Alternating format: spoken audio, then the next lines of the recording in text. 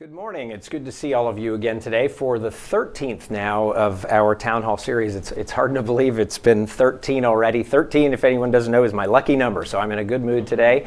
We have lots of great things to share with you today, and I think a lot of good cause for some optimism, and I'll be talking about a lot about that optimism coming forward.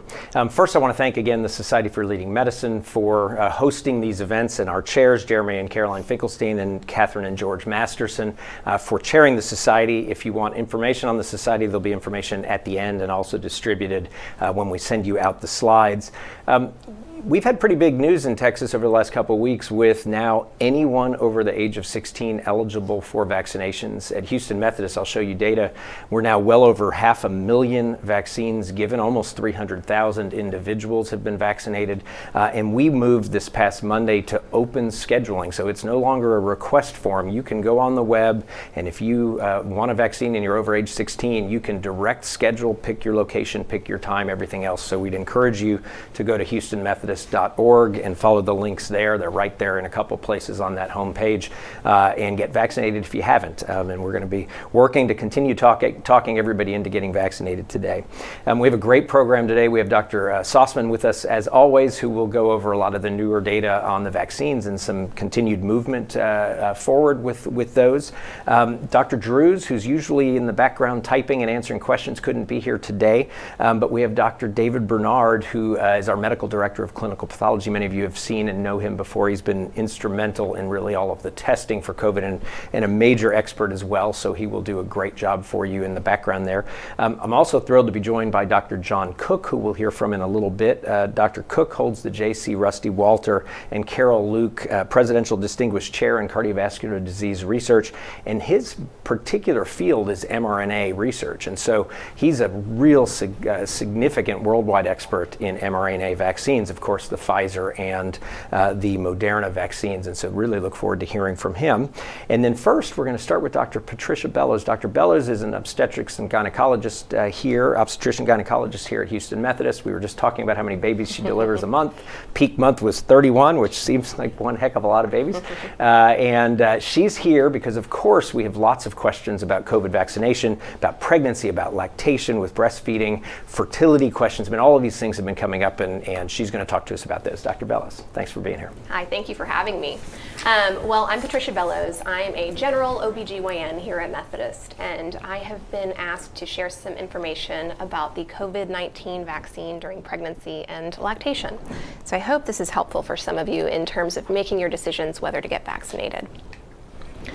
So first of all, I'd like to discuss the risks of COVID-19 infection during pregnancy. I'll touch upon the mechanism of action of the vaccine. I'll review some of the safety information about vaccination during pregnancy and breastfeeding, and some of the side effects associated with the vaccine. I'll also review a couple of questions that have been submitted from the audience that pertain to vaccine safety as well as to fertility. So in terms of maternal and obstetrical risks of COVID infection, they're significant. Pregnancy in and of itself is an independent risk factor for COVID-19 disease severity. So in pregnant women who get COVID, they have a 3-time increased risk for needing ICU admission. They have a 2.5-time increased risk of needing ECMO and a 1.7-fold increased risk of dying from COVID infection. Pregnant moms who get COVID infection also have higher risk for blood clot formation. This can lead to things like pulmonary embolus, deep venous thrombosis, and on a placental level can cause blood clot formation along the placental bed, which can have downwind effects on the baby.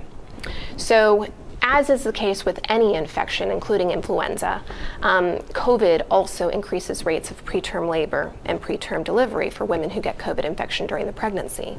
Unfortunately, with COVID infection during pregnancy, we also see increased rates of stillbirth at any point during the pregnancy. That is the risk for a woman who is pregnant without any additional comorbidities. But for women who are older at time of pregnancy, for women who are overweight, for women who have medical comorbidities, diabetes, hypertension, asthma, they have an even further increased risk of disease severity with COVID infection during their pregnancies. So it's really important that we try to protect our pregnant patients as best we can. So in terms of the mechanisms of action of the vaccines, The mRNA vaccines are the Pfizer and the Moderna vaccines. They are not live vaccinations. They do not insert themselves into your DNA. They do not insert themselves into the baby's DNA. It is not thought that these vaccines cross the placenta. mRNA is actually broken down quite quickly, and the placenta is a very good filter for toxins and outside particles, and would, we think, prevent effectively the mRNA from getting through to the baby. And in animal studies, this has been shown to be the case. The Johnson & Johnson vaccine is an adenovirus vector vaccine. So this is basically a piece of the common cold DNA, and it's disguised in a COVID disguise, and it tricks your body into making antibodies against the COVID protein or the COVID disguise. So both of these vaccines, in essence, get you your own immune system to make antibodies. Those antibodies not only protect a pregnant woman during her pregnancy, but they also cross the placenta, and they do give some protection to the baby. And we're learning more and more about the babies who are born to moms who are vaccinated, who have passive immunity and antibody presence because of their mom's vaccination. So in terms of vaccine safety, unfortunately, pregnant and lactating women were excluded from the initial vaccine trials. So we don't have any completed trial data on the COVID-19 vaccine safety in pregnancy. However, we have multiple trials underway. We also have quite a bit of self-reported data at this point. The vSafe registry has well over 30,000 pregnant patients who have self-reported vaccine administration during their pregnancy. And in comparing their outcomes to baseline background risk, what we found is that there are no concerning pregnancy outcomes, including complications for the mom or the baby or miscarriage, compared to the background data. So that's been very, very reassuring. Additionally, we're learning more and more, like I just mentioned, about the antibody production from the mom crossing the placenta and giving benefit to the baby after birth. In terms of vaccine side effects, I know most of you have heard scary stories about a friend or a neighbor or a relative who might have been vaccinated and had significant side effects. Typically, what we see after vaccination is 1 to 3 days of malaise, fatigue, headache, sometimes fever, rash, swelling, or soreness at the injection site. For a pregnant patient who has any of these side effects, Tylenol use and Benadryl use are perfectly safe to help deal with them. Vaccination can be done in any trimester during the pregnancy. We don't have data that specifically targets that there's one time in the pregnancy versus another that would be more ideal to receive the vaccination. What I generally counsel my patients is, if you're interested in getting the COVID vaccine, get it as soon as possible. Now is the time to protect yourself. Now is when we see significant disease prevalence. So for pregnant patients interested in vaccination, I would say the sooner the better. So in conclusion, pregnant women are at significant increased risk for disease severity if they were to get COVID infection during pregnancy. Because initial trials on the COVID vaccine excluding pregnant and lactating women, we don't have completed trials on vaccine safety during pregnancy, but we have significant amount of self-reported data and multiple trials underway. And the data that we have is very reassuring in terms of safety during pregnancy. The mRNA vaccines and the adenovirus vaccines, or vector vaccines, are not live vaccinations. They are not integrating into your genetic material or the baby's genetic material in any way. They trigger your body to make an antibody, which can then be transmitted through the placenta to the baby and provide some protection to the infant. Vaccination should be offered to all pregnant women, regardless of their history, and even pregnant women who have had COVID infection before. They should be eligible as well. American College of OBGYN and the Society for Maternal Fetal Medicine have strongly recommended that COVID vaccination be available to pregnant women. The decision of whether or not to receive the vaccine is an individual decision that's going to be based on the patient's specific factors, on their risk, on their exposure level. And that's really a discussion that I would recommend having with their own doctors so that they can talk through what the risks for them would be and what the benefits would be so that they can come to their individual conclusion. However, we do recommend that all pregnant women have access to the vaccine, and the CDC has indicated that pregnant women are a priority group for vaccinating due to their increased risk of disease severity with COVID. So now I'm going to address a couple of questions that have come in before the talk from the audience. And these are very common questions that I see in my clinic quite frequently. The first is, should pregnant women or women who are breastfeeding get vaccinated? And what are the effects of vaccination on the unborn baby or on the breastfed baby? And I hope that you understand from this discussion that my answer is a resounding yes. Pregnant and lactating women should be offered the vaccine, not only to protect themselves during the pregnancy, but because getting the vaccination will provide some immune protection for your infant as well. So in terms of safety data for the unborn baby or the breastfed baby, it's actually quite reassuring, and there's been no signs in the self-reported data that we have to this point that there are significant adverse effects when you compare to unvaccinated individuals. So the real effect of the vaccine on the unborn baby or the breastfed baby is that they have the benefit of receiving your antibodies, which is hugely protective. In terms of additional questions, I'm going to read these next two questions back to back because they deal with the same issue, which is fertility. So the first of the two is, what are your thoughts on vaccinating teenage girls? What are your thoughts, or what are the implications on future fertility? And then the next question is, patients have asked me if vaccine has any effect on women's fertility. I've seen no information that indicates that this is an issue, but can you please address? So in terms of the vaccine's effect on fertility, unfortunately, this all started with a social media post on a health blog that indicated a hypothesis that suspected that women who are vaccinated might have adverse effects on fertility. And the reason that this was hypothesized is the spike protein for coronavirus that we form antibodies against has a series of, I think, 4 amino acids that are the same as a protein called syncytin-1. And that is a protein that is important in the development of the placenta. So the hypothesis was, because there's these 4 amino acids that are the same in the spike protein and the syncytin-1 protein, that if we were to form antibodies against the spike protein, might we form antibodies against syncytin-1, which could lead to impaired ability to form a healthy placenta. And first of all, there is no scientific evidence that this is happening. This is speculation and hypothesis, and to be honest, just because they share 4 amino acids doesn't mean that an antibody against the spike protein will cause any sort of effective immune reaction against syncytin-1. If this were the case, we would see a lot of things that we are not actually seeing. We would see women who have had the COVID vaccine having difficulty conceiving afterwards, which we're just not seeing.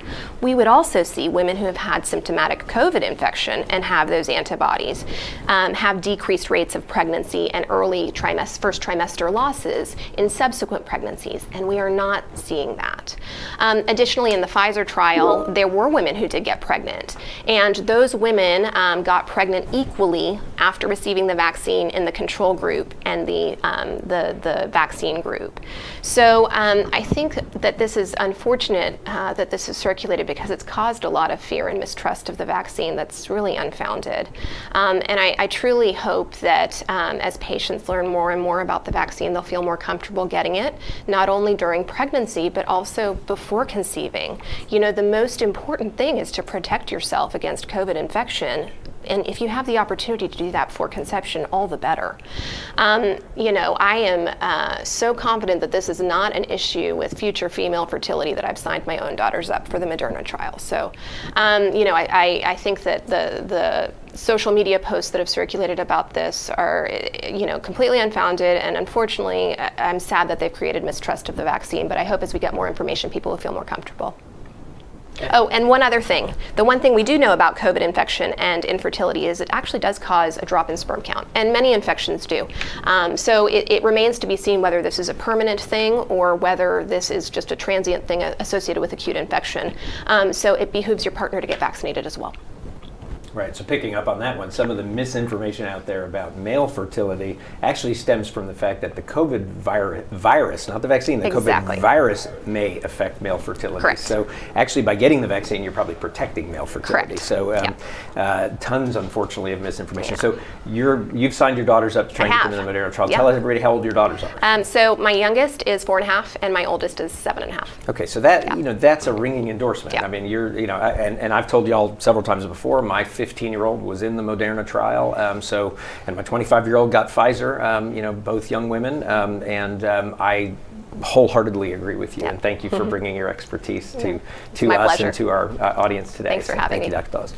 Okay, well now we're going to switch to Dr. Cook, and Dr. Cook, who, as I said, is an expert in mRNA technology, is going to teach us and educate us here. Thanks for being here, Dr. Cook. Thanks, Dr. Boom.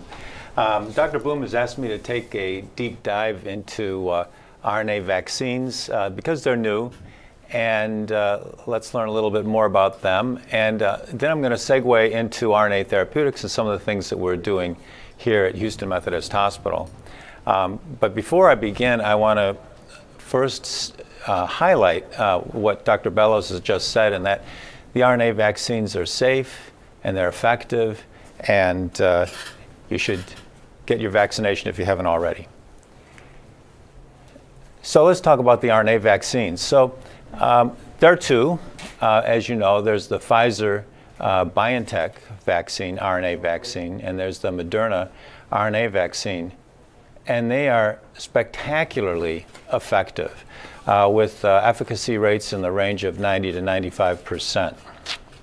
So they're highly effective.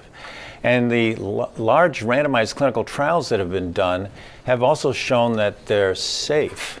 Dr. Boom, we now have about 2 million people that have been reported on the safety and efficacy data, and there are a lot of reports of reactivity in terms of sore arms after the vaccine, just like any vaccination.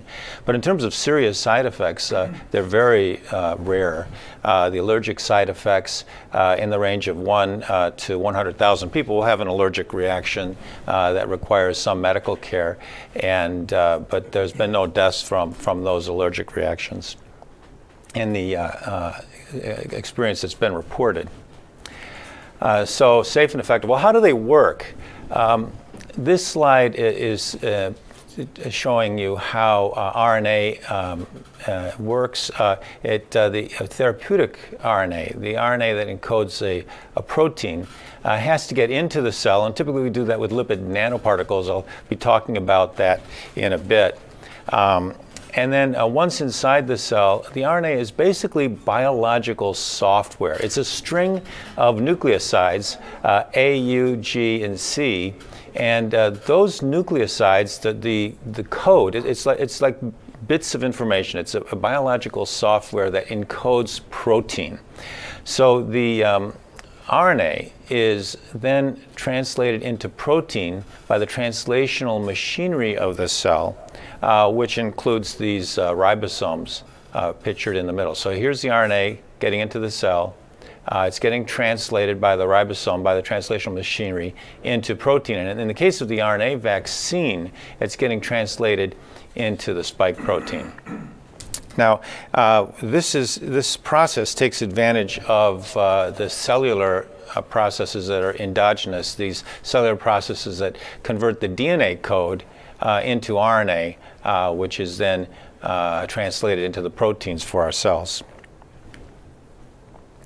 So here are the two RNA vaccines again. There's the Pfizer vaccine and there's the Moderna vaccine, both RNA vaccines. They're highly similar. In fact, they both code the spike protein, shown here, and they're identical in that respect. Now, the RNAs consist of, I mentioned a code, and in the middle of the RNA molecule is the code for the protein, the S protein, the spike protein. And on the left-hand side, you see this cap. It's a modified nucleoside, which basically tells the ribosome, the translational machinery of the cell, this is where to start translating the code. This is where you start. And then there's this 5' untranslated region, which basically controls the translational processing. It allows all the proteins necessary for translating the RNA into protein to adhere to that RNA. And then the final bit is this 3' UTR, which kind of controls the stability of the RNA and the poly A tail. Well, in any event, these vaccines are identical with respect to the protein they encode. There's some differences in those 5' UTR and 3' UTR segments that I showed you. I should mention, by the way, that there's a lot to unpack here in terms of information, and Dr. Bloom has told me that the slides will be shared with you, and I'm happy to do so. A little bit more detail about the difference between RNA vaccines and the other vaccines. So both vaccine types, again, are encoding the spike protein of the coronavirus. Now, up above is pictured the viral vectored vaccines, such as Johnson & Johnson and AstraZeneca vaccines. As you heard from Dr. Bellows, these vaccines are viral vectors that are harmless. They're cold viruses, into which has been incorporated DNA encoding the spike protein from the coronavirus. So these viral vectors get into the cell, and that DNA gets into the nucleus of the cell and is transcribed into RNA, which is then transcribed into protein, the spike protein. You know, by contrast, again, as I mentioned, for the RNA vaccines, it's just the RNA that we get into the cell.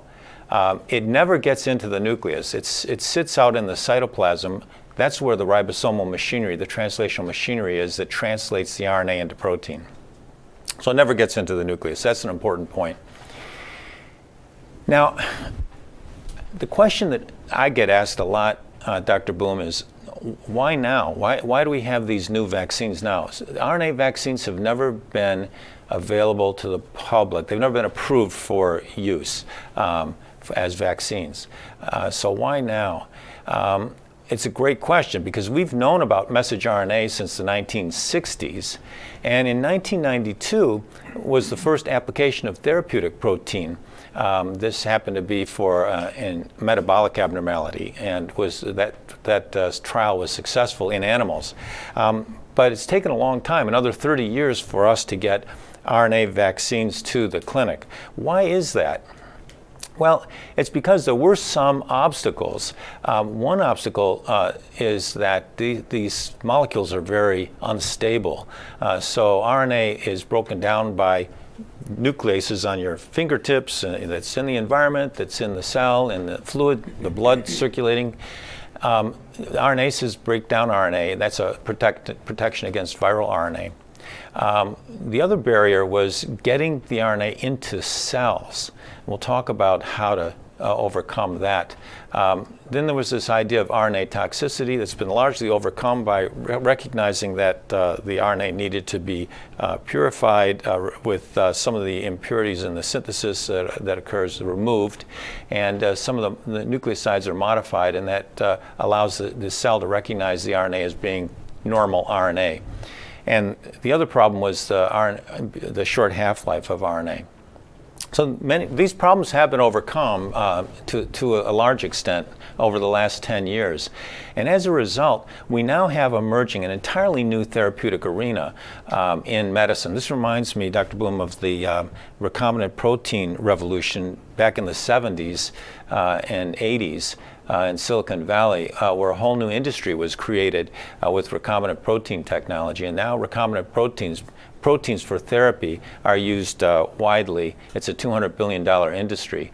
Well, RNA encodes protein. Actually, RNA is a lot easier to deal with than protein. RNA is, as I said, biological software. It's chemically generated. We can generate it in vitro. Proteins, by contrast, have to be fermented, they have to be properly folded, they have to be properly modified for them to work. So making proteins is a lot more difficult than RNA. So RNA is a lot faster, and as evidence for that, the first RNA vaccine, the Moderna vaccine that was first to be created, was created in 42 days after Chinese scientists published the genome of the SARS-CoV-2. Within 42 days, Moderna had their first candidate that they sent off to the National Institute for Allergy and Infectious Disease for testing. So the fact that this therapy can be made quickly, rapidly, it can be personalized, gives great promise to the field, and that's why these companies are worth so much money right now. And Moderna, as an example of them, has several pharmaceutical partners. They have 30 products in clinical trials right now, mainly vaccines. So cancer vaccines, vaccines against infectious diseases. And for a company that's been around for only 10 years, that's remarkable to have 30 products in clinical trials right now. We are the first hospital in the country to be able to make clinical grade RNA, and that's due to the wisdom of the leadership putting in place translational facilities at our research institute to generate products that could be put into people. So we have clean rooms up on the 12th floor of the Research Institute, for example, where we can make clinical grade RNA. We've been working on this funded by the state of Texas, the Cancer Prevention Research Institute of Texas. We've been able to develop a team of people that can generate the RNA, can purify it, can deliver it with our nanomedicine colleagues, and we've got something that's quite unique nationally. We also, because of these proprietary processes that we've developed for the synthesis and purification of RNA, we've been able to attract corporate partners. VGXI is a DNA vaccine manufacturer in the Woodlands, and they've teamed up with us and allowed us to complete our assembly line. So we can, in the Research Institute, we can make small batches of RNA, and this corporate manufacturer can make large batches, and that they're going to be using our processes. We're helping them to scale up.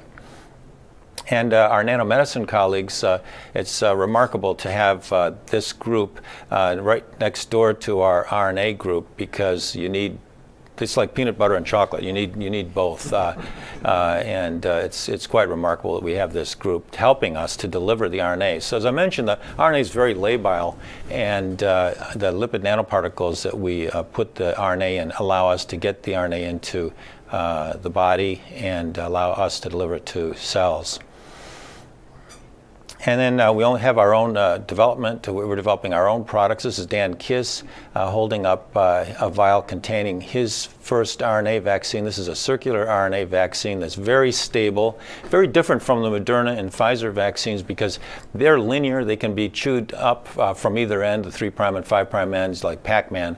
This one doesn't have an end to get chewed up, but can be translated into the spike protein. So that's being tested right now. It looks very promising.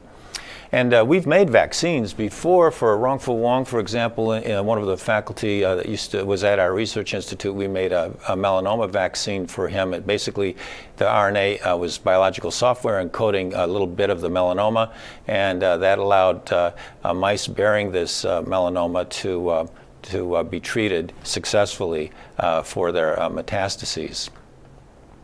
And there's other products that could be made other than vaccines. Essentially, the potential for RNA therapies is limitless because you can make essentially any protein. You can encode any protein with the RNA. And one of the proteins we've encoded is telomerase, which extends the lifespan of human cells. We've shown here in this figure showing that we can extend the half-life, or rather the lifespan of human fibroblasts by 2x. We can double their lifespan. That telomerase technology is now being tested in a skin product. We're doing some work with Avita, which has a wonderful product for burn patients. It's a spray-on skin, works great in young people. We're improving the product by our RNA telomerase. So lots of opportunities for RNA therapeutics going forward besides vaccines, and I think any of our centers of excellence can utilize RNA for their therapeutic directives. And there's a few of the products that we're developing right now with different groups in our centers of excellence and in the Texas Medical Center and nationally as well. This is a group that's been helping me to do the work, and I thank them and our collaborators and the funding that we've received from NIH and CPRIT. Thanks, Mark, for having me on. All right. Well, thank you, Dr. Cook. One of the, I think, silver linings of this pandemic is going to be how it accelerated the utilization of mRNA technology, because we are seeing this almost limitless potential that you describe when you think of the ability to basically tell the body to produce what the body needs with a protein for whatever that is. It's pretty exciting stuff. So we'll look forward to many, many advances, and I'm sure you'll be talking to our group of colleagues here on the call as well. So thanks very much for being here. Thanks. All right. Well, Dr. Sostman, you're going to bring us an update on the vaccines. Thank you. Thank you, Mark. and really appreciate the talks given by the two previous panelists. I think a lot of great information and wisdom in those. I'm going to give an update on the COVID vaccines. Let's dig into the numbers a little bit. You'll see the three vaccines that are approved in the United States, the Moderna, the Pfizer, the J&J, as well as two that will probably be candidates for approval soon, the AstraZeneca and Novavax. And you'll see that they differ in their ability to prevent just any kind of symptomatic illness, ranging from the sniffles on up, their ability to prevent severe illness, and their ability to prevent the most severe illness relating to hospitalization and death. And you'll see that the mRNA vaccines that Dr. Cook just talked about have very, very high efficacy at preventing any illness, severe illness, or hospitalization and death, basically 100% for that, which is really awesome. The J&J and the AstraZeneca vaccines, which use DNA instead of the messenger RNA and deliver it by a harmless viral vector instead of the lipid nanoparticles, both seem to be a little bit less effective at preventing any sort of disease, including the sniffles, but very good, really comparable to the messenger RNA vaccines at preventing severe disease, hospitalization, or death. I don't want people to get too hung up on the exact numbers here, because the numbers that you see quoted for different vaccines are going to vary. Obviously, they'll vary according to the efficacy of the vaccine, but also whether you're looking at a clinical trial data or quote-unquote real-world evidence that is much less controlled. Different outcome criteria, how do you define severe disease? A different length of follow-up, is it a month, 2 months, 6 months? Which country was it done in? What viral variants were circulating in the country at that time period? So you have to be a little bit cautious about making too much of small differences. I'll just give you an example with the Pfizer vaccine. Depending on whether you look at the American clinical trial with 2 months of follow-up, which used the FDA definition of severe disease, or the American trial with 6 months of follow-up, well, it's either 95 or 92.6% effective at preventing symptomatic illness. It's either 90% or 100% effective at protecting from severe illness. And likewise, if you include all of the data from around the world with either of these definitions, you'll get different numbers for some of these parameters. So I think the message is that all of these vaccines that are approved by the FDA for emergency use in America will keep you out of the hospital, and they will keep you out of the funeral home, and they will do a great job at protecting you from severe illness. There may be some relatively minor differences in whether they will protect you from mild symptomatic illness. The other question that comes up a lot, and we get this all the time in these town halls, is, well, what about can I be infected asymptomatically, not know it, and transmit this to my loved ones, my children?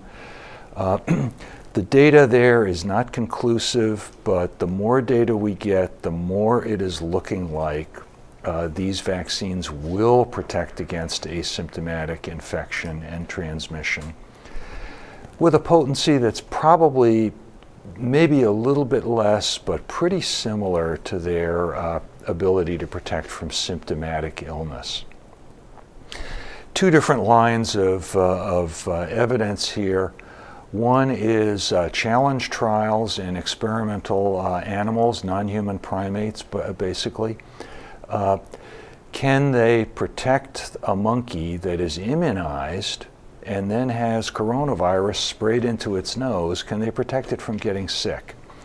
Can they protect it even from being able to, from the virus to even being able to live in its nasal tissues? And the Pfizer and Moderna vaccines absolutely protect against the monkeys becoming infected. The J&J vaccine, likewise. The AstraZeneca vaccine, not. The monkeys don't get sick, but they do have virus in their nose, so they could potentially spread it. And then we look also at clinical, human trials where they've done sequential coronavirus testing. And we find, again, pretty similar to what you see with the symptomatic disease. The Moderna is about 66% effective at preventing asymptomatic infection.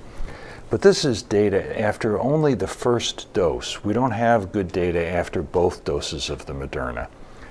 Pfizer, we do have data after both doses, and their ability to protect against asymptomatic infection measures out at about 90%. J&J, 74% after their single dose, very similar to the overall efficacy of the vaccine. So you can't take this to the bank yet, but I think we're going to find that the vaccines are actually quite effective at reducing asymptomatic disease and transmission. There's a lot of real-world data now. This is not all clinical trial data. Around the world, people are reporting the results they're getting with vaccination. The country of Israel probably has the highest rate of vaccination in the world. They're reporting 96% protection using the Pfizer vaccine. Country of Scotland reduced hospitalization in their population that has been vaccinated by 85 to 94% with either Pfizer or AstraZeneca. Talking about the transmissibility and so forth, also in Scotland, 30% reduction in household contact infections after a single dose of these two-dose vaccines. England found 73 to 89% efficacy. Here at Houston Methodist, the vast majority of our employees have been vaccinated, and the rate of positive COVID testing amongst our employees has gone down to basically zero. And obviously our employees are living in the community. They're not getting, they were never getting COVID at work. But we had, just like anybody else who lives in Houston, we had a rate of positive testing. We did surveillance testing. We're seeing basically nothing now.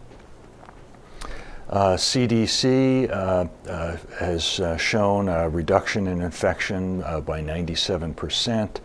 And in the Cambridge, England, 75% reduction in asymptomatic infection. So the experience in real life is absolutely bearing out what we saw in the research studies.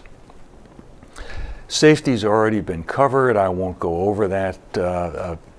In the clinical trials, it was basically reactogenic, flu-like effects. In the real world, we also started to see a very rare occurrence of allergic reactions, about 1 in 200 to 1 in 500,000. The message here is, nothing's perfect, but really don't focus on basically a 1 in a million chance of having a bad outcome with a vaccine when you've got about a 1 in 500 chance of dying from COVID.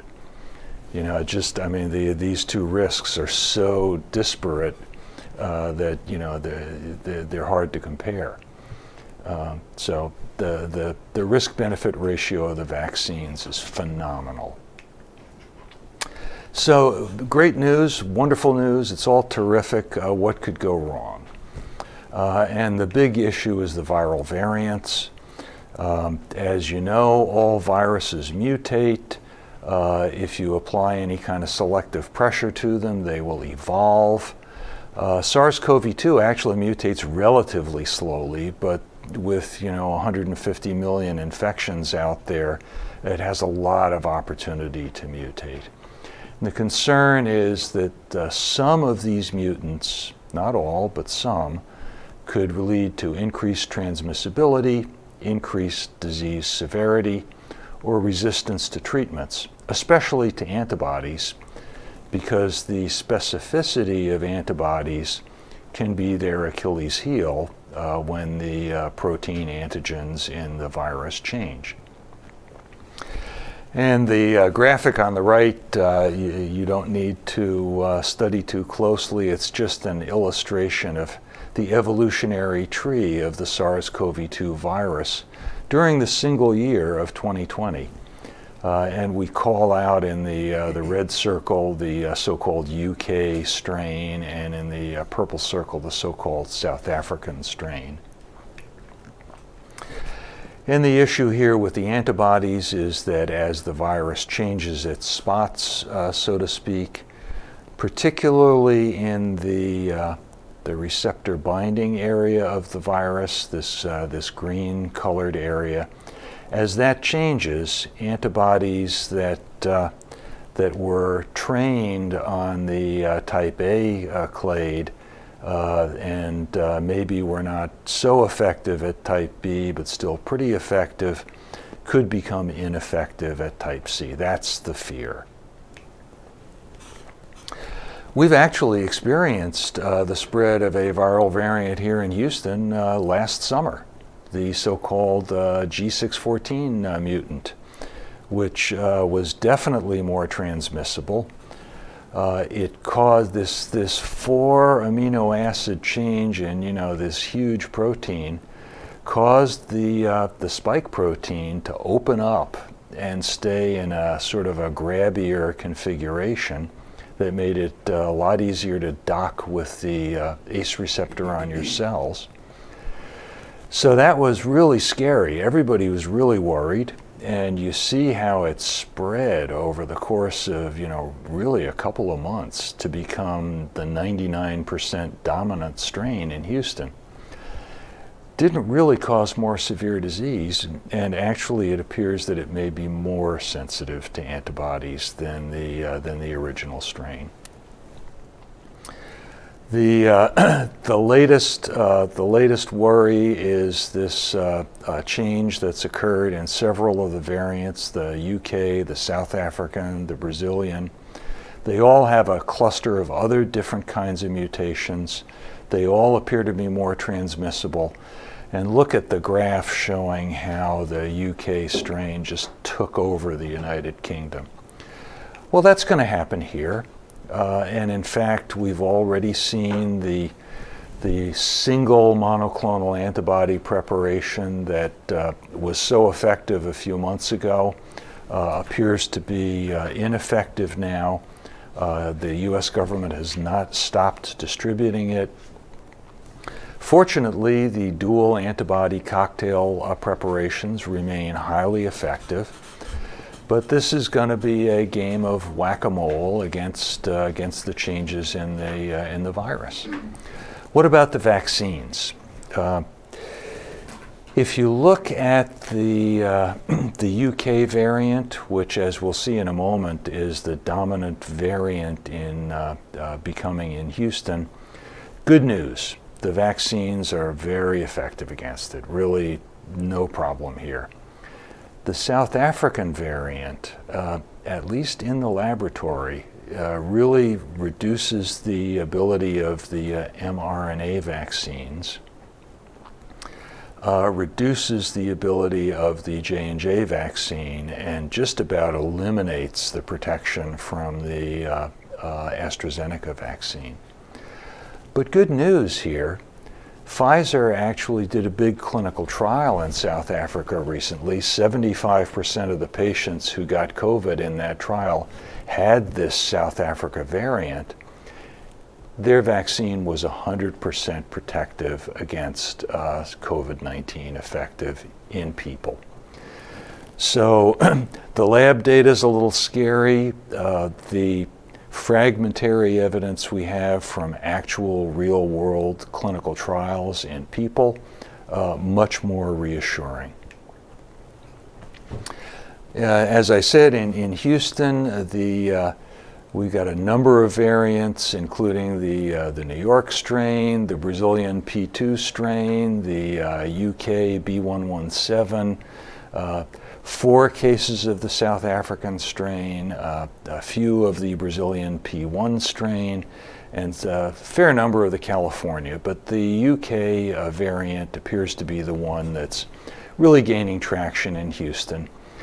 And actually, if it's got to be one of them, I would actually like for it to be that one, because the vaccines appear to be quite effective against it.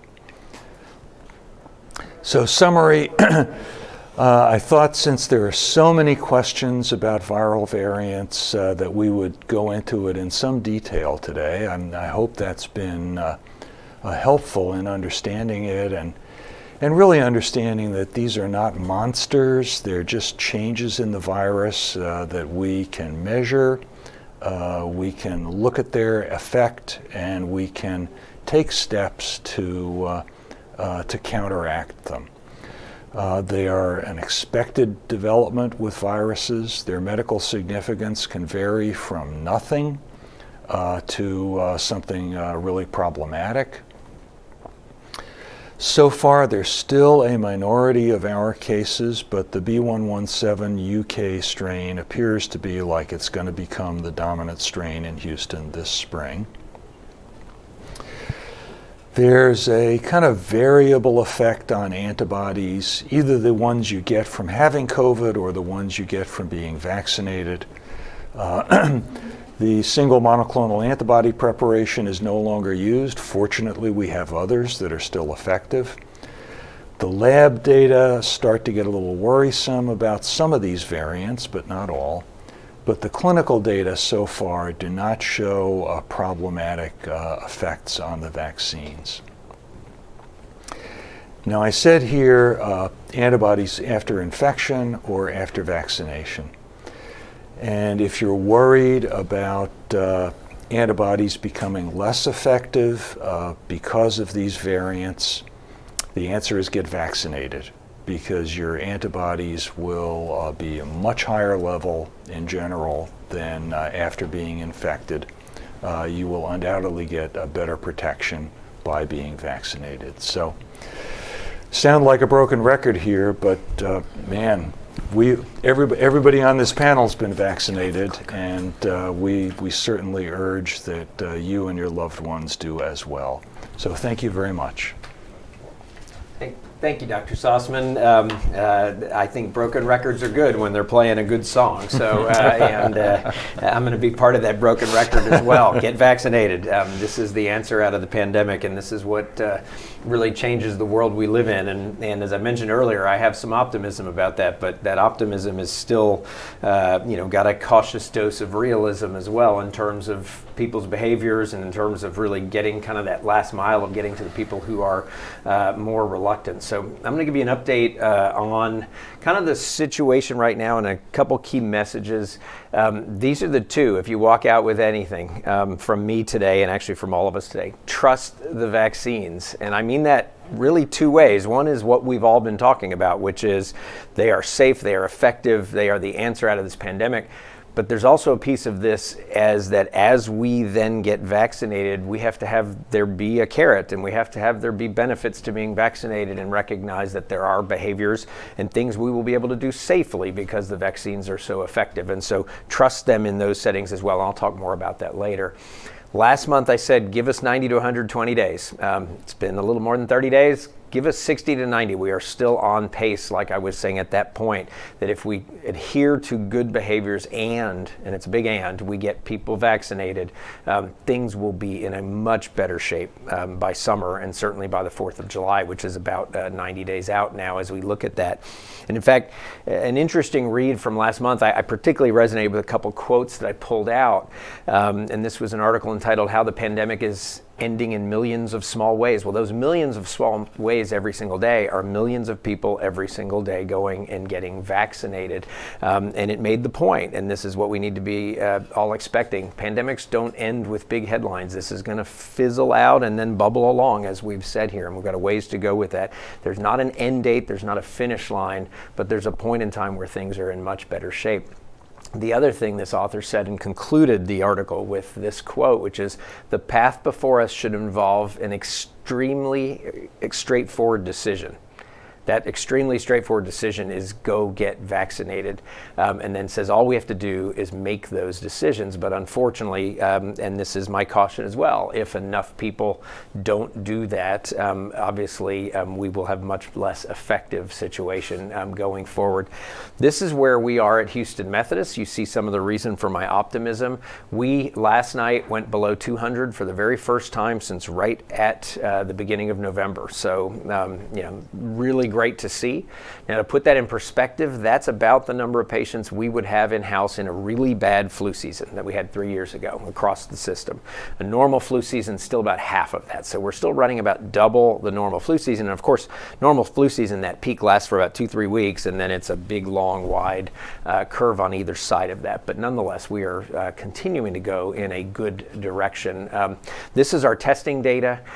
We have leveled off, even come up a little bit in positivity. It's not as low as what we've seen before. This is one cautionary note still for us out there. And of course, we're dealing with, as Dr. Sostman said, significant amount of the UK variant here in town. So we have a much more infectious strain also out there at this point in time. But we're fighting against then the herd immunity and particularly the vaccination immunity that's happening here. And really the pace that we do that, the race that we do that, continues to be the answer here. So let me put that in context of what's happening across the U.S. Obviously, if you looked at our curve, we had that really big second surge. The U.S. as a whole, it was really a very limited surge to regions like ours in the summer. And then, of course, everywhere surged, as we know, late fall into the winter, and has improved significantly, but has now plateaued at basically a higher level than the last plateau, and may be coming up again a little bit nationally. This goes back to that race. And it's not an even distribution. So when you look at a zip code density map, in cases per 100,000 across zip codes across the United States, you'll see most of the U.S. looks the same, but the Northeast a little darker, and then Michigan. And I'll show you some data around Michigan in a second, really having a significant surge. I think the cautionary note in that is that we're not out of the woods yet, and we have to adhere to the right things for that 60 to 90 day period while we keep getting those vaccines out there. And I'll show you very encouraging data around the pace of vaccinations. But this is Michigan. So if you look at the left, look at that curve. That curve now has them coming up on a peak that may very well be higher than their broad-based winter peak. No one else is doing this in the country, and I don't think anybody has a perfect explanation for why this is happening. There's obviously a whole host of reasons it could be. It's probably all of the above or many of the above when you start thinking about those. One thing I want you to note they had, a fair-sized first surge back in that April timeframe, probably a little bigger than what our surge looked like at that point. But no surge really until they had the nationwide surge. So one factor may simply be they have fewer people, and they have more people susceptible, fewer people who've had the illness, given how many people in a place like Houston, for instance, had the illness last summer with the surge. That's certainly a possibility. A variant could explain this, but we've not seen any data to suggest there's any different variant or variant that's causing problems. Obviously, behavioral issues, pace of vaccination, all of those could be factors as well. But at the end of the day, I don't think anybody really truly knows, but it is something we're all watching with great deal of caution right now because, of course, that's the last thing we want to do is go back there. And if we get the pace of vaccination fast enough, I do believe we can avoid this, given that we're not there now. Maybe if we'd started going up a month ago like that, it'd be a different story. But with where we are today, I do believe we can avoid that. Not saying we won't have another surge, we may, but it's going to be much lower if we do, and I'm not at all certain we will. And you've seen our data shows no inkling of that at this point in time. One thing I want to point out, is actually an interesting study. This came out of a couple economists at Dartmouth, and that was a study of COVID news. And basically, they used a bunch of sociological techniques to analyze the news and basically see which, whether the articles were positive, whether they were negative. And they basically drew 5 conclusions. The 5th one was about schools. I didn't put in here, but their conclusions were basically that the U.S. media, compared to the world media, tends to be really negative and likes to sort of amplify some of the negative messages, and that the kind of negativity around COVID reporting was totally uncorrelated with the volume of COVID that was happening there. I mean, it's a little bit my frustration with our county warning system, which, in spite of many of us speaking up, it hasn't changed. No matter whether we were doing okay in September or whether we were doing horribly in December, it was still in the bright red zone, right? And at some point you just tune those kinds of things out. And that's unfortunately been the case here as well, so that instead of having a press that would amplify the problematic and difficult messages that needed to be out there when things weren't so good, and then would look a little better when things were better, we had a press that just uniformly tended to be negative as well as that.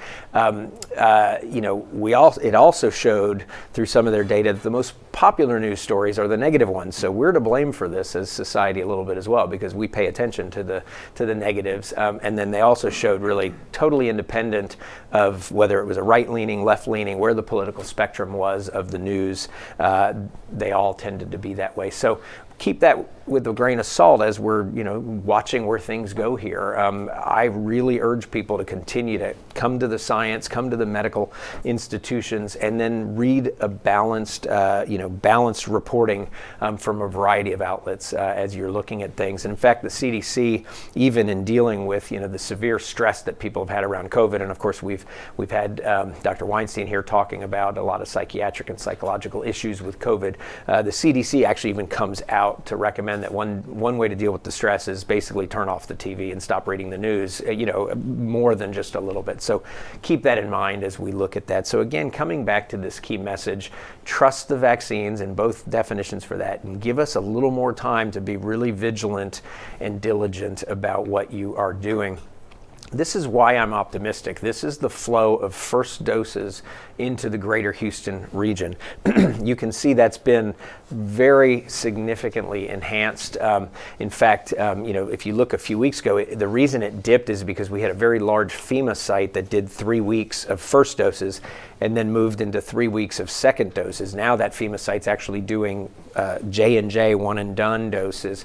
And so we're seeing large quantities of first doses come into Houston, as we mentioned about at Houston Methodist. This will show 511. Just as I was walking over here, I saw the report from yesterday. We're now almost 521,000 doses of vaccine have been administered. Here you see the cadence for us, and in the blue you see the first doses, in the orange you see the second doses. You can see there's been some periodicity, and some of that even kind of got amplified by the freeze when the second doses were a couple of days delayed. So we actually used some first doses for second doses when we couldn't get to other people that week, and it's kind of playing out through. And so this past week or so has been a big second dose time, but we're about to enter another big first dose time as we go through this periodicity. But it's virtually 10,000 doses a day that we are providing each and every week. When you look at a national level, the data is very optimistic, and you see how many doses have been administered, essentially 110 million individuals already. Keep in mind the population in the U.S. is 332 million, so we're at a third of the population has been vaccinated. And of course, children under 16 are not eligible, and 16 and 17 are only eligible for Pfizer. So they have a little limited access there as well. So when you take them out, you're at 42% of the population population. So really starting to be significant. And according to these data, about 76% of people above 65. One of the things I've had my team doing is going kind of into the source data, and we can't explain why it doesn't quite synchronize with what I just showed you, but it's close enough for a directionality to say, let's look at how many people are getting vaccinated in each age band. Let's look at that versus the U.S. population. My percentages for the 65 and up and 75 and up are a couple points below what the U.S. government's saying. Okay, close enough. But the bottom line is about 3/4 of people in that age band have at least had one vaccine. But look at the slope. So look at the purple line, which is the 50 to 59, which remember 94% of deaths happen in people over 50. And that group is rapidly approaching half being vaccinated. But if you go just less than a month ago, when we were starting to do this and had the data to do this, it was at 20%. So the slope is really good. And likewise, you see pretty good slopes in the younger, albeit not as steep, which you'd expect, because most of this last month, they weren't fully eligible in those groups to be vaccinated. So lots of good progress happening. Another cause for some optimism, I showed you data last month that was through January. Now we have this survey data through February. And then this is when you ask people, how likely are you to get the COVID-19 vaccine? So, what you want is the green and the blue, right? Those are the people who are going to get it. Maybe they may wait a little while, but they're going to get it. And then you really need to get the orange, which is I'm not sure. You need to get a lot of those people vaccinated. But look how that's started to move, right? So the green line, which is, I'll get it as soon as I can, actually is just as big as it was before, yet we've got a chunk of people now in the dark green who've been vaccinated. And even the red, which honestly I'd been saying I don't think it's going to move, even that has started to move down. If you just take the blues and the greens, which is the I'll get it, or I might wait a little bit to get it, you're at 70%. So if that reflected the entire population, that could get us to a herd immunity threshold of 70% from vaccines alone, let alone the fact that there'd be some innate, or natural immunity that's occurred from people who've had the infection. Of course, this is adults, and we have, pushing 20% of the population that's not eligible for a vaccine yet. So we really need to get deeply into that group in the orange of hesitant people to get there going forward. This is one of many reasons why at Houston Methodist we announced last week that we are continuing to move towards a vaccine mandate for all of our employees. Put that in context, we've been laying the groundwork for this with our staff, with our physicians, since probably May of last year. When we knew vaccines were coming, the studies were coming out, we would educate, we would repeatedly talk about the vaccines, the science behind them, what we were seeing in the trials, tell them that when we thought they were utilized widely available enough, and we were confident in their safety, that we would make them mandatory. So we've been telling our staff this for a long time. What we announced last week was that effective the 15th, all management had to, in leading by example, had to have one shot documented. We were already at 96% in management, and we've already obviously moved that needle a lot. We do this in healthcare because we see healthcare as our sacred obligation. It's a privilege to care for you. We need to keep you as safe as we possibly can, and that's our responsibility. Every single one of us who work in a health system like ours, that may not apply to other businesses out there, but in healthcare, that is what applies. And so we believe, in fact, I'm sure now, based on a week plus of press on this, we are the only hospital system and the first hospital system to mandate this nationwide. I've gotten calls from 2 or 3 of the top few hospitals in the country saying, okay, hey, want to pair my HR people up with you to figure this out. When I talk to my colleagues out there, they're really all planning on doing it, just nobody has moved yet, and we need to lead by example, and our goal is leading medicine, and our goal is ultimately to be the safest hospital on the planet. So I'm very proud of our team, proud of our staff. At the staff level, we're at almost 85% now, and we will be announcing very soon the timing and the dates and the logistics for our staff to finish this. We also are beginning to have some more optionality in terms of Johnson & Johnson, which we can talk about in the Q&A. Obviously, from a state perspective, and I mentioned this in my opening remarks, we now have open vaccination for all. And at Houston Methodist, this now means that we are vaccinating anybody. It took us about a week, 10 days after that announcement, because we're continuing to work through our 1B population. But once that occurred, we are now open to everybody. And not only, again, are we open to everybody, now it is direct scheduling. So if you want a vaccine at Houston Methodist, you can go online. You can just go to houstonmethodist.org, or if you want to go straight, it's houstonmethodist.org/vaccines, and you will go there and you fill out a form and you move on through the process. You pick a time, you pick a location. Some of our hospitals are really full, some have more capacity over the next few weeks, but we'll get you vaccinated quickly. So please, if you haven't done so, please do so. Masks continue to be, I think, a requirement in public settings, and I'm going to give you the caveats around that, but really from a societal perspective, back to what we urged last month, give us the 90 to 120, then now it's 60 to 90 days, and we will probably be able to have thoughtful, logical ways of starting to pull back from many of those behaviors. And the CDC, which I think will always be more on the more conservative end, which they really, frankly, probably need to be and should be, has really begun to loosen, guidance quite a bit. So we've talked about before that if you're fully vaccinated, now fully vaccinated means you've gotten both doses, you've waited preferably a couple weeks after that, and you've got a group of people getting together, that's okay. CDC even says, you can have small groups of people where somebody's not vaccinated as long as you don't have high-risk people involved in that. And so it's part of a risk assessment. They loosened up travel restrictions and no longer are recommending many things they were recommending around travel. And I think travel can be, fairly safe. Again, you've got to make these decisions based on your individual. And so that's one of my kind of suggestions and guidance for each of you, because each person needs to make their personal decision around this. But it is very appropriate to trust the vaccines and begin to do more than we were doing before. But there's really three key things I think you need to take into account.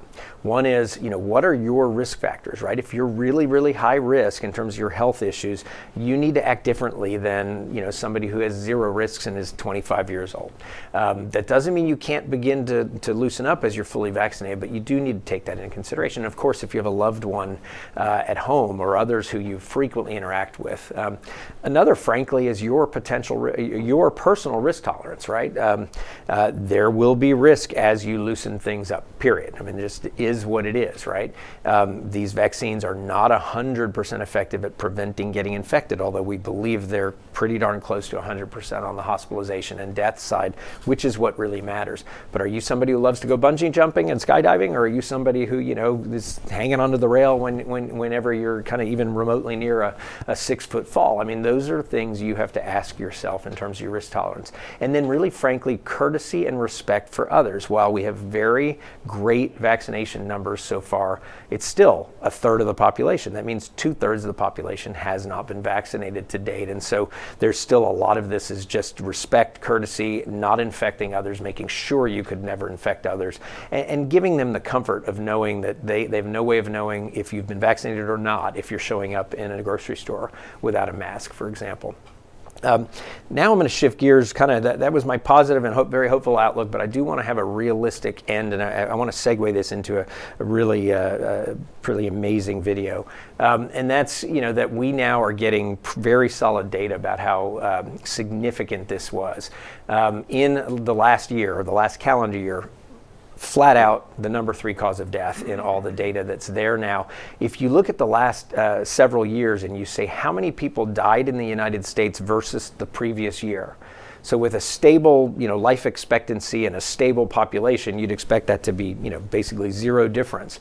But the population's growing a little bit, and probably life expectancy most years, has gone down at least slightly. And you see very small differences year over year in each of the last few years. Look at the whopping difference we saw last year. And in the green is the number of those from the JAMA of the known deaths that were attributed to COVID. So it wasn't just COVID, and we've talked about the reasons for that, obviously, many times. And one last slide then is some data that's come out. This is from one of the study with one of the critical care societies. And this is really, you know, what does mortality look like once people get sick? And you can see in the middle area there's sort of 4 groupings. The first of those is basically, you know, anyone who's hospitalized, and anyone who's hospitalized who doesn't need ventilator support, ECMO support, kidney replacement therapy. That's what the CRRT is, or the RRT that's on there. And you can see that's much lower, 8.2% type mortality, right? But 8.2% mortality is 4 times the overall mortality for all comers with flu who get hospitalized. So it's still very dramatic. But you can see once you need other types of support, ventilation, if you need obviously ECMO, if you need ECMO and replacement therapy, you have mortalities in those groups that run as high as 70%. So we must not forget that this is still a very severe virus. Even as we open up, even as we have optimism, even as we trust the vaccines, we need to treat this virus with respect going forward. And so with that, I want to end with a news story. This is, I'll leave it to you. It's a pretty powerful news story about a patient's care at Houston Methodist. Thank you. We are standing for Houston and celebrating Colby. He walked today for the first time after coming down with COVID. He needed a double lung and a kidney transplant to survive. Here's Melissa Correa. With healthcare workers by his side and family members praying as they watched, Colby Vondenstein walked for the first time in 3 months. Feel good. He feels good. The 24-year-old is at Houston Methodist Hospital in the Med Center. He is out of ICU and in intermediate care. Wife Tori is holding the phone. There's so many nurses and just physical therapists, and Houston Methodist has been truly amazing. They saved his life. I'm sorry. Colby, a father of 3, celebrated Christmas with his family. It was around that time they all contracted COVID-19. Everyone but Colby recovered. The chemical plant worker has no underlying health issues, but on January 5th was hospitalized. Watching her young husband on a ventilator was Torture. It's complete torture. His lungs collapsed, kidneys failed, and within days, Colby was in need of a double organ transplant. Doctors found a perfect match February 28th. To that donor's family, I want to meet him and talk to him and tell him, like, man, thank you, and I'm sorry for what happened to their loved ones. Methodist Hospital believes Colby is among the first to receive a double lung and kidney transplant because of COVID-19. A lot of younger people blow it off, and I hope that his story maybe shows a little bit of light on how COVID can affect even the younger crowd. The virus is real. Colby's only 24. His children miss him. He rocks them to bed at night. And his family is hoping you'll pray for his recovery. It says, let your faith be bigger than your fears. And it says, Colby strong. And we have our prayer shirt. It's over there, too. This is how I fight my battles. The goal is to get released from the hospital in 2 weeks. As Colby Vondenstein takes it one step at a time. Melissa Correa, KHOU 11 News. Thoughts and prayers to Colby and his family. Well, Colby's not going to physically be able to work for the next year. His family is inviting you to a benefit at the Crosby Fairgrounds on May 8th. You can also find a link to his GoFundMe page right now on khou.com. So a pretty remarkable and sobering story. I mean, how amazing, and the work of God to save this young man. But 24 years old, no risk factors, and you know, we can't explain fully why that happens. But going forward, that's almost 100% preventable, if not 100% preventable, to ever see a story like that again if we all get vaccinated. And this is why everybody at every age that's right now authorized, obviously we don't have kids authorized yet, and we'll talk a little bit about that, needs to get vaccinated, protect themselves, protect others around them. So with that, I'm going to start some Q&A. We've got a whole host of great questions that came in, and so we will plan on going a little long today. Feel free, obviously, to sign off, but we wanted to get to each of your questions today. I'm joined by Dr. Sostman and Dr. Cook here, and the three of us will do our best to answer each of these questions. So, Dr. Sostman, I'll start with one that we get asked a fair amount, which is, well, can I get by with just one dose of Pfizer or Moderna? It seems like I'm seeing some studies that suggest there's antibody levels maybe not much different than J&J, and will that get me by, and why go get my second shot? Great question, and frankly, the guidance on this may change over the coming months. What I can tell you is that with the Pfizer and Moderna vaccines, they did a lot of studies of the immune response before they did their clinical trials. And it does appear that the second shot gives you a bit higher antibody level and improves the durability of the response. So it really does seem to lock it in, and it's definitely recommended. It's possible, and this comes up with another question, that people who've had COVID may only need a single dose of the mRNA vaccines, because the first dose may essentially be what you got from your COVID, and the dose of the vaccine may be like the booster, but we're not sure about that yet.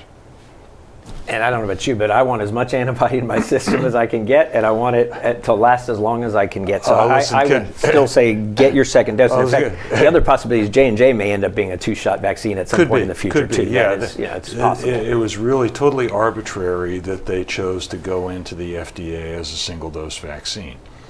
And to be perfectly honest, when you were showing up that thing about how you can just schedule online at Methodist, I was thinking, I wonder if I could schedule myself somewhere where nobody knows me and get a third dose.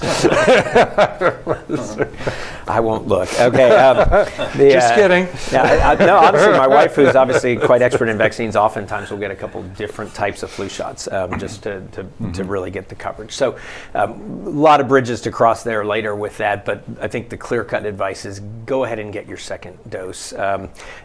Finish the deal, get the full protection that we know is there from the study. So, okay, another one here, and we see this unfortunately a little too often, which is, somebody gets their vaccine, but, they're not going to start having really any meaningful immunity for probably 10 to 14 days, and then 3-4 days later, they end up with COVID.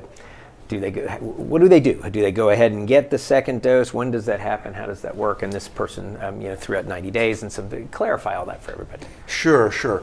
Well, we pretty much follow the CDC guidance, which is that if you do get COVID, whether it's your first shot or your second shot, you wait until your symptoms have pretty much resolved, so you're not acutely ill. You're out of your sort of quarantine period, whatever that may be, a week, 2 weeks, 10 days. If that interferes with your scheduling a little bit, just reschedule.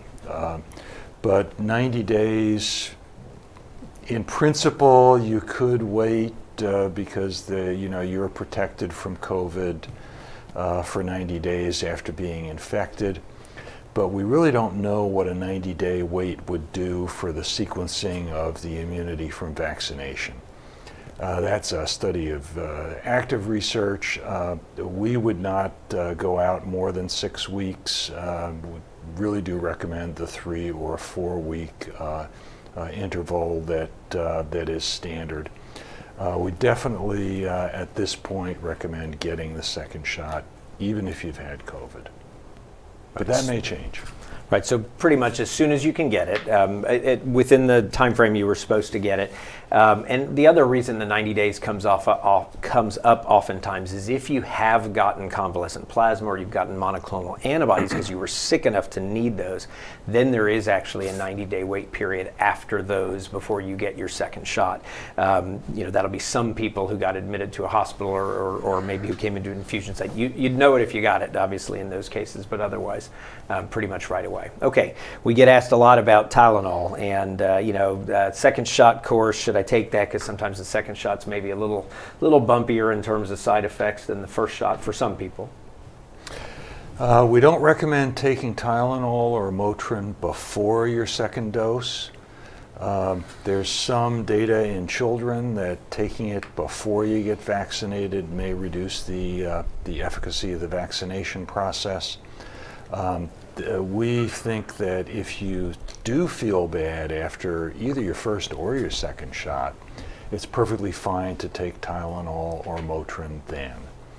If you want to tough it out and let it run its course and just figure that you're giving yourself every possible odds of maximizing your immune response, I think that's fine too. These effects are not dangerous, they're just uncomfortable. But I think most of my friends have been waiting, and then if they feel punky after the vaccine, then they'll take the Tylenol. Okay, great advice. Thank you, Dirk. Okay, Dr. Cook, there's a two-part question here. I'll handle the J&J availability at Methodist question, but really it's embedded in it is this question that says, well, I'm concerned about mRNA vaccines and I'd rather have this DNA vaccine. Can you talk about that? And then I'll talk about, if one does have a preference and a choice for a variety of reasons, how you might go about doing that. This question sounds like it came from my neighbor. We've had this discussion a lot. I do get this question a lot because, the RNA vaccines are new. And so people are cautious about new things. That being said, whereas this is the first RNA vaccine to be approved, we do have some experience with RNA vaccines dating back to 2009 when they first started being used for cancer. So it's, and each of the big three RNA therapeutics companies now have at least a dozen trials each in cancer. So the data is coming in and it looks good. The RNA vaccines seem to be pretty well tolerated, except for the minor side effects that Dr. Sostman was talking about, the sore arm, the flu-like illness. Dr. Boom, I think these are possibly the safest vaccines we've ever had because these RNA vaccines don't contain a live virus. They don't get into your genome. They don't get into the nucleus of the cell. The RNA doesn't last very long itself. The RNA lasts only a few hours at most. The protein that's made, the spike protein, will last for a couple of days, but then it's gone. So it's transient, doesn't last very long. I think the possibility that there'd be long-term side effects from the RNA vaccines is diminishingly small. Great, well that's very helpful. And no reason that you see the theoretical reasons for longer-term side effects any different between that and a DNA vaccine like J&J? There's no evidence to suggest that there's any difference between the two, but I think the RNA vaccine, it's even less likely there'll be long-term effects because it just doesn't persist very long. Great. Okay. Well, thank you. Well, let me answer the first part of this question. So, on a typical week, we get around 24,000 plus first dose vaccines in. So, when it's in steady state, just under 50,000 vaccines arrive. They're all Pfizer at Houston Methodist. This past week, as in 2 days ago, we got a month ago we got 100 doses of J&J. No big deal. Early on, we got some Moderna, but we don't get that anymore, and that's fine. Those are, to me, 6 of one, half dozen the other. This week we got 1,000 doses of J&J, and next week we're getting 2,000 doses of J&J. So it's starting to come out. Now, we have not set this up to where you can go online and choose which vaccine. It just isn't practical for us right now. And frankly, we're using the J&J way in a couple settings. One is to get into community settings where it's very difficult to work with, needing 2 doses and a deep freeze and those kinds of things.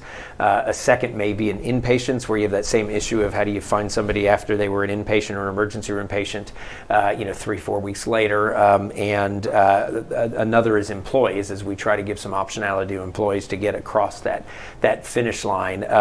There are many opportunities for J&J out there. It's what a lot of the drugstores are getting. There's many options. Obviously, the city-county FEMA site, from what I hear, you can get in that pretty quickly now. It's a drive-through. It's pretty efficient. So we'll let you know if that continues to evolve. But right now, it's still very limited at Houston Methodist. Okay, Dr. Sostman, question about, can I and should I measure my immunity sometime after being fully vaccinated? And, what does that mean in terms of future protection with that response? Well, you can, but you shouldn't. It's absolutely possible to measure very precisely the level of antibodies in your blood. There are a variety of tests that can do that. We really don't know what that means. Obviously, we think more is better, but is a titer of 1 to 1350 really that different from a titer of 1 to 450 in terms of protecting you from COVID? We just don't know that. So you could get the test done.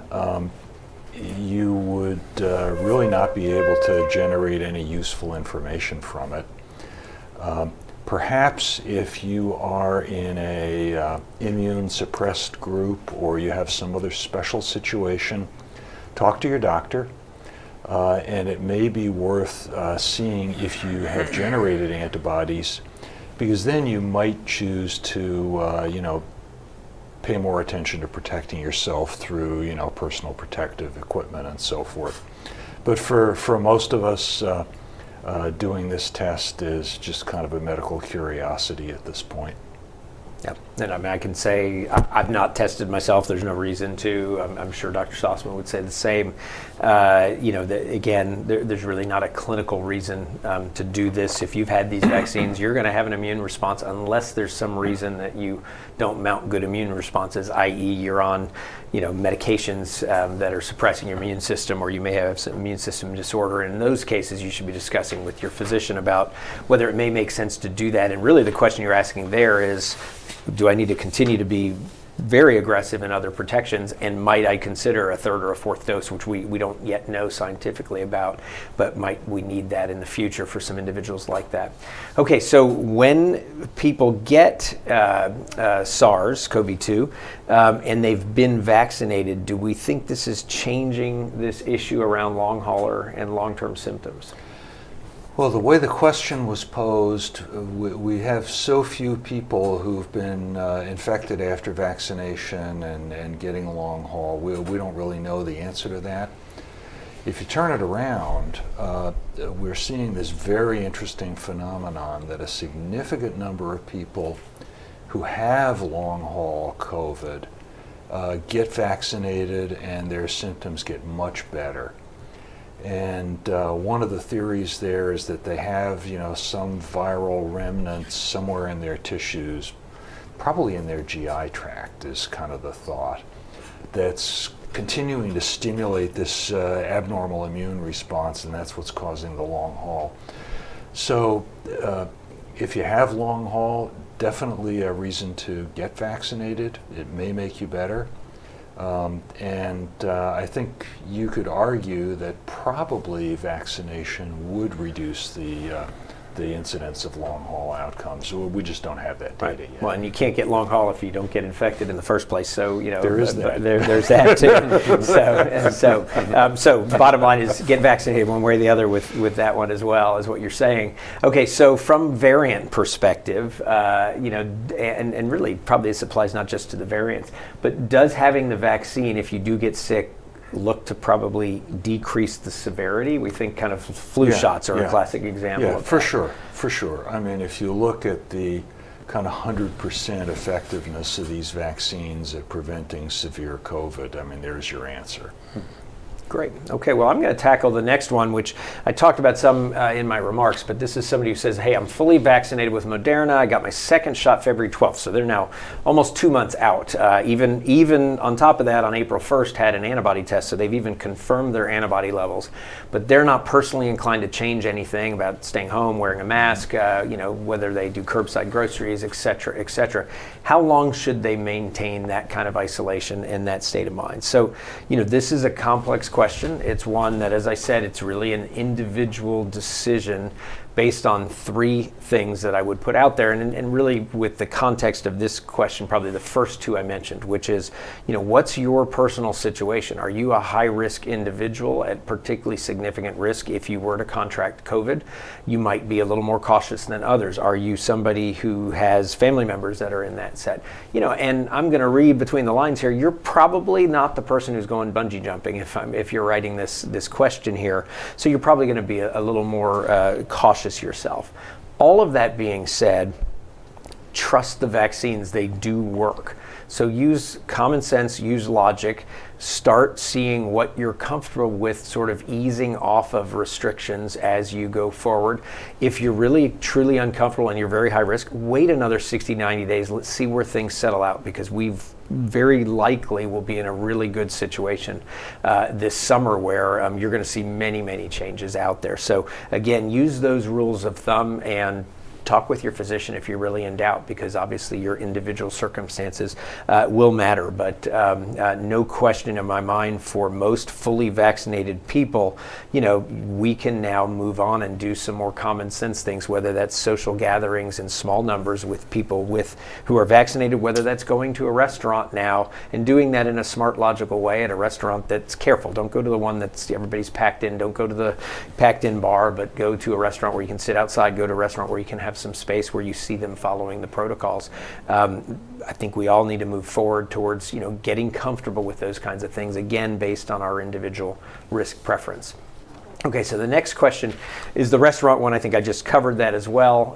And the next one is about travel. So if you look at the CDC recommendations, there's absolutely no quarantine recommendation for travel for business, and I completely agree with that. Use common sense, travel, wear a mask, follow all the rules when you're on the airplane, but there is, if you're fully vaccinated, there's no reason to then change your behaviors, quarantine, isolate, anything else like that after that, from that time as well.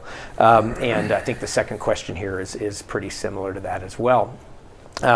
Okay, so now a lengthy question here. If a person's had their second vaccine dosage, it's past the required 2-week waiting period, they're exposed to somebody who may be experiencing symptoms, what are the situations with that? And that's changed a lot now. So this goes to that kind of trust the vaccine commentary. It used to be that if you had a significant exposure to somebody who was sick with COVID, you bought isolation, right? You were now supposed to be isolated. If you are vaccinated now, you look at the CDC guidance, and you have that kind of exposure, you do not need to isolate. Obviously, at the drop of a hat with symptoms or other things, you would need to be isolated in that. Now, I kind of read some of this as, would you almost seek out somebody like that? The answer is no. I mean, those individuals should go quarantine, and you should really not interact with them when you can avoid interacting with them. But if you have interacted with them, it does not mean you need to be quarantined or need to be isolated, or quarantined rather, yourself. Okay, so mask or no mask, and when are we going to be done with them? You've heard me say that. Keep wearing your mask in public. I mean, it's, we still only have a third of the population vaccinated. We still have enough people out there susceptible that we could see more surges, and anytime we see surges, and anytime we see people sick, I mean, you saw the story of that 24-year-old. We never know who we could be making sick unintentionally and who could be really, really sick as a result of that. I do hope that in 60, maybe more like 90 days, we can start really easing back. And look, my commitment to y'all is we will ease back. We will be logical. We will give you good scientific-based common sense advice at the time, but we are not there yet in terms of masks as we move forward. Here's a coworker question. very similar. 20 starts to be a pretty big number. Cubicles starts to be a pretty big number. Duration of exposure is an issue. What really, if you talk to our infection prevention control folks, they really want to keep the numbers lower than that and duration really shorter. So I would not yet recommend that 20 vaccinated coworkers spend day in, day out for hours and hours next to each other in cubicles. Now, for a short period of time, in a break room and they're all vaccinated having lunch, those kinds of things are going to make sense, but I would not put people back into that type of setting at that sort of duration of exposure yet, and I think that's consistent with what our infection prevention folks are saying. I didn't realize I had such a string here of my questions here. So this is a question about if somebody's had the COVID virus, doesn't want to get the vaccine because they've built up immunity, how would we as an employer know they have, in fact, have immunity? And then there's questions about laboratory testing around that as well. Every employer has to get their own legal counsel on this. We are not lawyers. We can't give legal advice. So you need to sort out what your rights as an employer are in terms of requiring proof, requiring discussion with your employees. We obviously, as a hospital system and how we have put that process in place, are obviously very comfortable, and just having the virus is not going to be adequate. We will require people to be vaccinated. Additionally to that, yes, the question in terms of the question about lab testing, we can tell the difference between natural infection and vaccine-driven infection.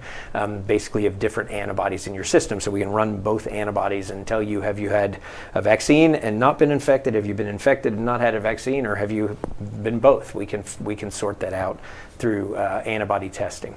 Okay, so now I'm going to turn things to Dr. Cook, and says, I'm in the Pfizer trial.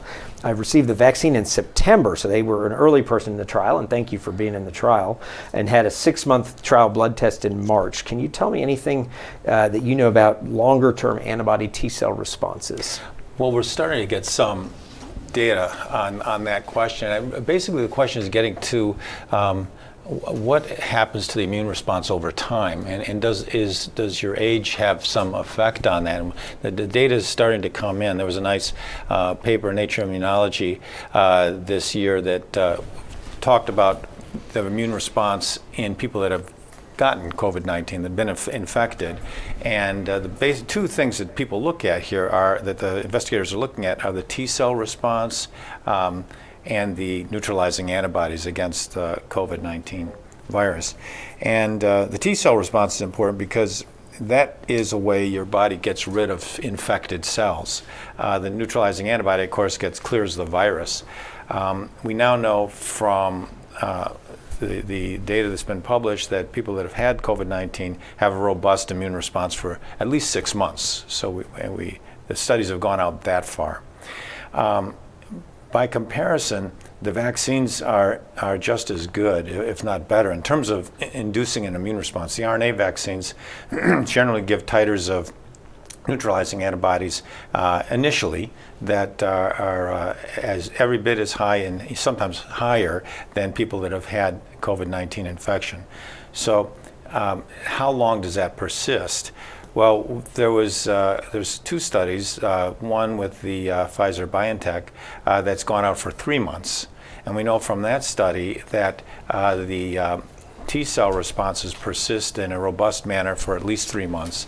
Neutralizing antibodies drop down a little bit, but they're still effective.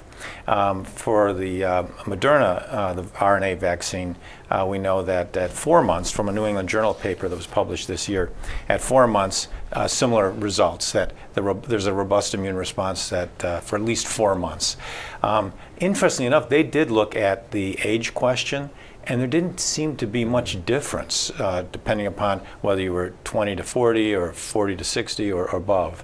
There seemed to be a good immune response in all those age groups, and the decline over time over this 4-month study wasn't significantly different between the age groups. So vaccines give you a good immune response. Great. Well, thank you very much for that. Dirk, a question came in about immune suppression for transplant. Just specifically answer that. I know we've talked about that some, but just give a quick specific answer on that as well. Sure. It's actually a complicated issue because one thing you want to avoid is the possibility of either COVID infection or vaccination revving up your immune system, and the possibility of losing your transplant. That does not appear to be a problem. So the vaccines appear to be safe in people with transplantation. Certain of the immune suppressant drugs taken by transplant patients definitely do reduce the effectiveness of the vaccines. Up to 3/4 of people who are on certain types of suppression regimens can fail to mount an antibody response after vaccination. We're starting to get some information about what kinds of immune suppression are particularly effective at ablating the vaccine response. And it's possible we may be able to design some temporary changes in the immune suppression that will make it possible for the vaccines to be more effective. But yeah, this is still a problem. Good.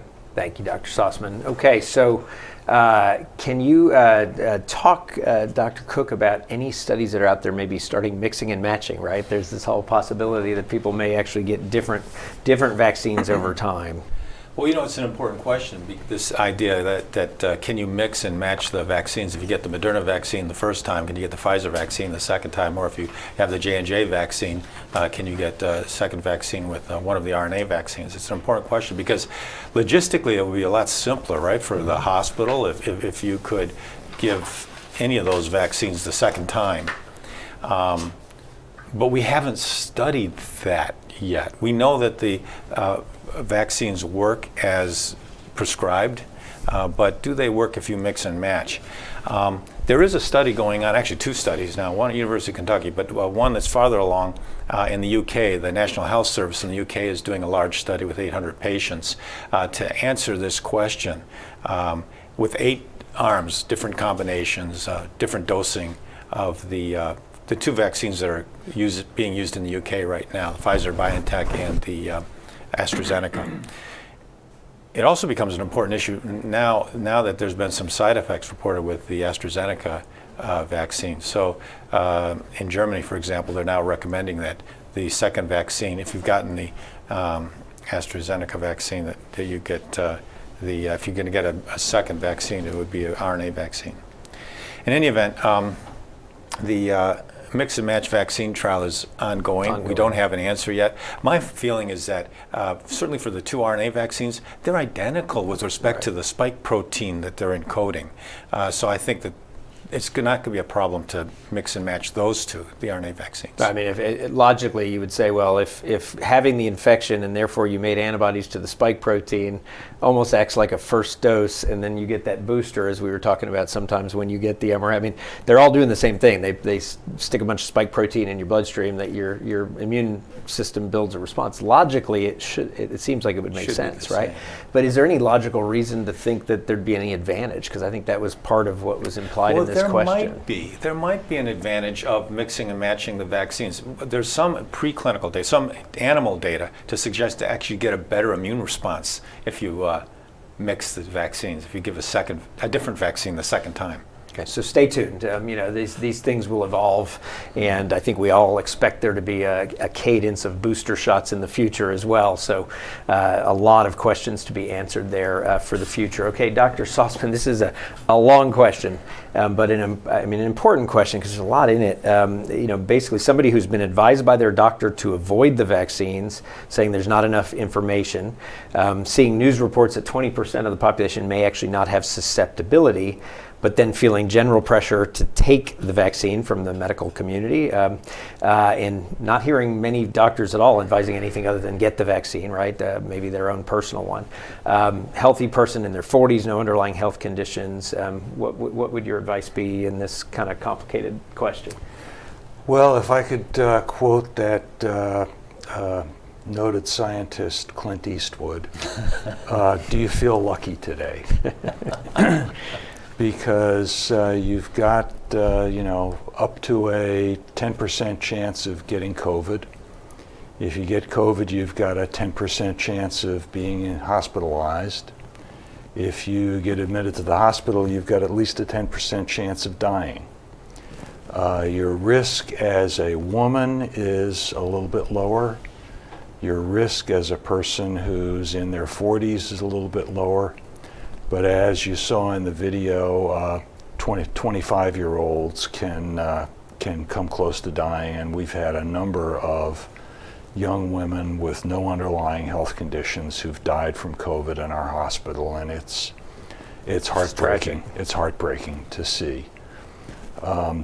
So I think if you look at the risks of being vaccinated, which are teeny, you look at the risks of getting COVID, which are certainly non-trivial. You just got to compare those two, and to me, it's in favor of getting the vaccine. I would agree completely. So I would urge you to get the vaccine. And in fact, you'll hear the vast majority of physicians, saying these vaccines are safe, you should get them, everything else. It's not to say there won't be some voices out there. I don't agree with them, obviously.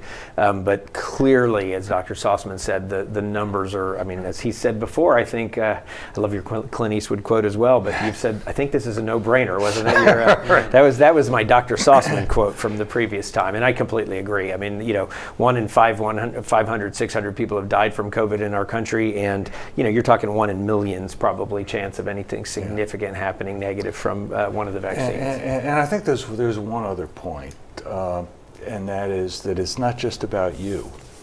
It's about those around you. If Dr. Cook's a cardiologist, and if Dr. Cook advises me to watch my blood pressure and what I eat and to exercise, and I don't do it and I get a heart attack, well, I'm not going to give Dr. Cook a heart attack. We would miss you. But if I ignore vaccination and so forth and I get COVID, even if it's asymptomatic COVID, I could give it to somebody else. Especially if it's asymptomatic COVID. I could kill somebody else. So think about that also. Yeah, completely agree. Thank you, Dirk.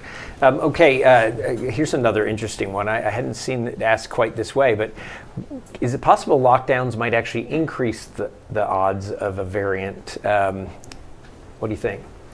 Well, it's a great question because, as we pointed out before, SARS-CoV-2 is not a fast mutating virus by virus standards. And really the reason that we're getting these variants popping up so rapidly is that we just got so many, human test tubes out there brewing viruses. So you could say, well, if we get to herd immunity and the pandemic goes away, we're going to get fewer viral variants. No question. I think the question is, what's the best way to get herd immunity? And we obviously think it's by vaccination. The other approach, which was discussed early on in the pandemic, was the let her rip approach. Just let it burn through the population and eventually we'll get to herd immunity at the cost of millions of deaths. So, I'm not a big fan of lockdowns. I don't think any of us are a big fan of lockdowns except in extreme situations. We're big fans of vaccination.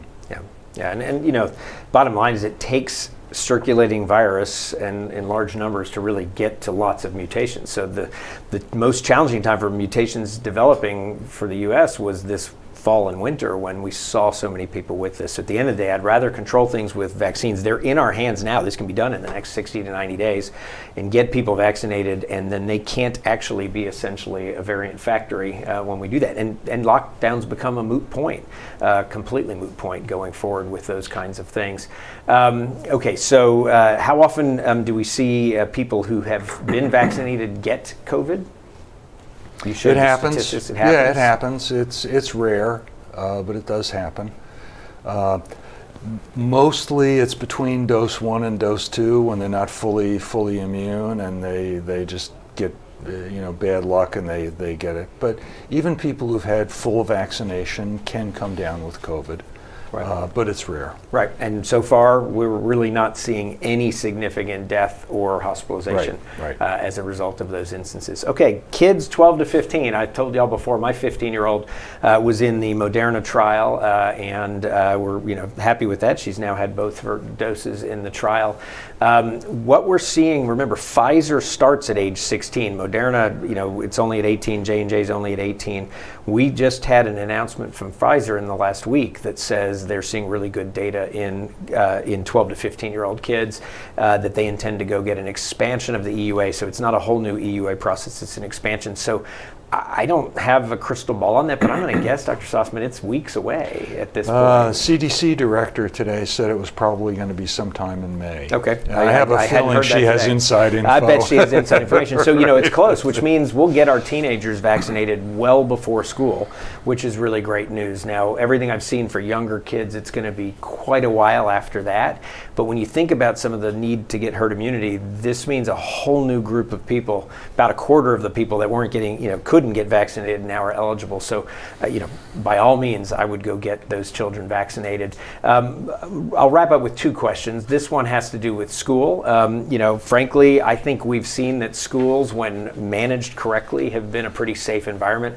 Obviously, if we have our teenagers vaccinated by fall, and if the population is widely vaccinated, it's going to be even more safe setting, and cross our fingers that maybe even sometime early in that time frame we get most of the school-age kids, 5 to 12 or 5 to 11, vaccinated as well. So, I think Houston's obviously been farther along than many parts of the country, but clearly to me the data suggests that this is a safe activity with the right structure in place. I don't know yet what that's going to look like in September in terms of masks and distancing and protocols. I think it's going to very much depend on pacing of vaccine and pacing of where things are in the community with people being vaccinated. And then the last thing I'm going to end with is one that came in over the wires here as we were talking, and that's about, okay, if I get to a vaccine appointment and I'm not happy with the kind of vaccine I'm getting, can I reschedule and get a different vaccine? The bottom line is we're right now still a Pfizer shop. So if you make an appointment with us, you're getting Pfizer. There may be a few community events and other things, certainly maybe some inpatient settings and things where we may end up using some J&J. If that changes, we will put that out very clearly on our communication. But if you don't want Pfizer for some reason, you want another one, don't schedule with us at this point in time, because you're going to end up with Pfizer. We're not getting Moderna. And there's no reason for us to go Moderna. I don't want Moderna. It just makes things more complicated to have two different shots. It has nothing to do with Moderna. Just we don't want two different kinds of shots. It makes it complicated if we don't need to. J&J is a different story because you can one and done and be done. So we'll let you know if that expands, but at least as of now, that's not an option. And with that, gentlemen, I want to thank both of you. I want to thank Dr. Bellows as well, who went back to clinic to take care of all of her patients, for that really great advice we got from her. Dr. Bernard, who I know you've been answering many questions online. Thank you for that as well. And thank you to each of you for, as always, for your support of Houston Methodist. I hope you leave today, with a sense of optimism, but also a sense of realism that says, we can't just act like it hasn't happened. We need to give it another 60, 90 days, let people get vaccinated, let us get that level of immunity out in the community, and we're going to continue to see a better place when we get to that point, and things are going to look a lot better the second half of this year. So remember, trust the vaccines and give us the 60 to 90 days. So thanks so much. Have a blessed day.